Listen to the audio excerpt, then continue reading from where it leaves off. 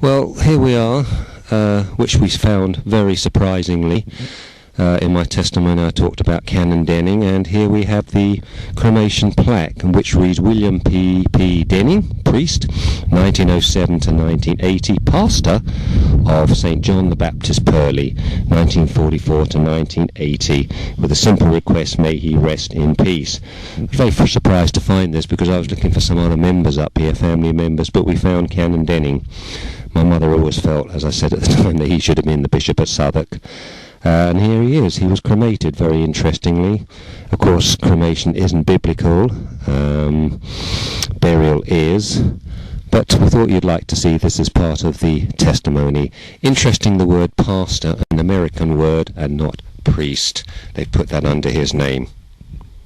Continuing our tour through Croydon, we come to Purley. And if James would like to film the name of the road, I'll tell you a little bit about why this road is important to me. Dale Road, Purley. And if we just go up a little bit, if you just go up there, the first road on the right was where I lived. We'd come back from Germany, it was 1947, 48, we lived down there. This was my parish church, John the Baptist, and for about 4 or 5 years we lived here.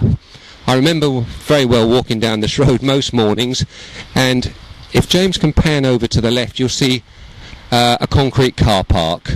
But of course, when I came here, there were apple orchards here. There was a stream that used to run through here. It was very thick vegetation. And I'm told that when the first priest came here, they did not live on the house on the hill, but they lived in this little house here. And I'll just point over to it, coming over to it now, on the church. The church was built about the 30s, if we just go up here and stop. This was where the priests lived at the time, before they moved up on the hill.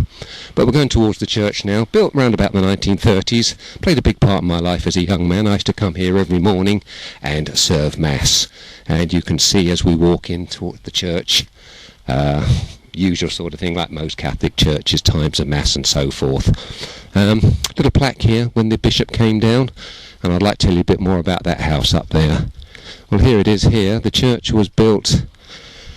can we see a date here? Well, it was it was opened by Archbishop Amigo, and here we are, 1938. The stone was laid here by Archbishop Amigo. He was the Bishop of Southwark in those days. Now, my job was to walk round. All this was new at the time, and this was the church. Now, right behind me, perhaps if you can show it, that was where the priests live. I used to call this the house on the hill. Just panning across here, this wasn't here in my day at all. All this was orchard. But you can see that house on the hill. It's a big detached house, and I always thought of Norman Bates's hotel. But I'd walk past the church. That was the entrance to the church. I used to sometimes had a key. I was about 8 or 9, and I would walk up that path, which I'm not going to walk up now. I'm going to stay in the public road. And I would walk up the road, just up here, because if there was thick snow, and I'd come up on my own. I was about 8 years old, and I'd come up here most mornings, walk up here to serve Mass. And in this house here lived about 3 or 4 priests. And the thing was that I never knew which priest was going to say the Mass. I should also say that the Mass was 6 o'clock in the morning.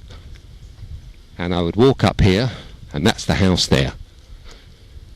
Big old detached house, and I would walk up to the front door, and I would knock on the door, ring the bell, and I would look up at the windows above, because whatever priest was going to say Mass would open the window out and say, "Morning, Pat, I'll be down in a minute," or they wouldn't if they'd overslept. And he'd either throw the key down to me, and I would walk down this path here to open that door to get into the presbytery to begin serving Mass at 6 o'clock. The house on the hill, I remember it very, very well. And I served Mass here for about 3 or 4 years. So I got to know the priests very well, especially Canon Denning, of course. And Canon Denning was the parish priest here. My mother thought he was a very nice man. She liked him very much. And the memory I have of Canon Denning was that he used to come to our house probably about once a week. He was a very heavy chain smoker. He used to smoke those heavy Turkish Sobrani cigarettes. My mother always thought that he should have been the Archbishop of Southwark, but it came to somebody else. Somebody else got the job by the name of Cyril Cowdery, and my mother thought William Denning should have got it. Much nicer man, she said. I'm not sure what my father's views of Canning Denning were. Very stern man, but I quite liked him, didn't mind serving Mass, and I'd come here and I'd go in that door there. That was the main entrance. 6 o'clock Mass every morning, and would you believe it, there'd be a little group of people waiting to go into 6 o'clock Mass. And I bet you anything you like, they don't have 6 o'clock Mass here anymore. In fact, I'd say that probably the morning Mass is, yes, there you have it, 10 a.m. Morning Mass at 10. But this is it, John the Baptist. And this is where the church that I used to go to. Walking towards the main door now. And you can see original door, original house where the first priest lived before they bought the house on the hill. And you can see John the Baptist there. I don't think he ever looked like that. He certainly didn't have a halo at the back of his head. But John the Baptist, many memories of coming to this church. Even toyed with the idea of becoming a priest. I remember talking to one of the priests about it. And on the staff then, I can still remember the priest was Canon Denning, Canon Burke, Father Burke and Father Turner. They were three of the priests. They also had a visiting Jesuit priest who used to come here by the name of Paul Brassel, S.J. And I got to know him later on. He actually lost a fountain pen, and I found it, and it had his initials on the side, S.J. And I went into the Who's Who, found out where he was. He was on Stonyhurst, which was the Jesuit college then. And I sent it back to him, and he sent me £5. A lot of money in those days. But he used to come here quite regularly. But those are the priests. So James can just pan up to the house on the hill. That's the house I remember very well, walking up to for some 4 years. What was it all for? Absolutely nothing, I suppose, really. I wasn't born again. And in this church I never heard about being born again. I never heard about John 3:3. All I learnt here was liturgy and liturgy and liturgy. Deep liturgy of Vatican II. Well, Vatican II hadn't come then. This is pre-Vatican II. But I remember this church very well. This is the church that I went to for some 15 years.